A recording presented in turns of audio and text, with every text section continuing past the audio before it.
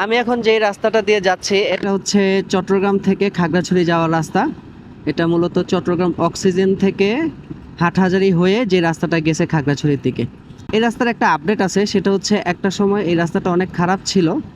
So অনেকেই হয়তো জানে না ব্যাপারটা, যেমন আজকে আমার ট্যুরমেটরাই আমাকে বাধা দিচ্ছিল বারবারে এই রাস্তা দিয়ে যাওয়ার জন্য, যে যাইস না প্যারা খাবি, রাস্তার অবস্থা কিন্তু ভালো না।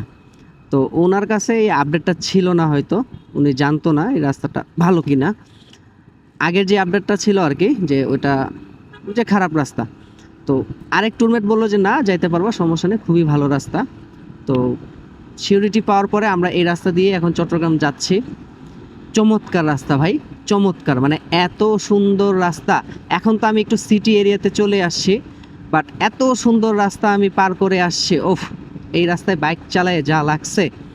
যারা এই রাস্তা দিয়ে চট্টগ্রাম থেকে খাগড়াছড়ি বা ওদিকে যাতায়াতের প্ল্যান করতেছেন, নিঃসন্দেহে করে ফেলেন, কোনো অসুবিধা নেই, খুবই চমৎকার রাস্তা।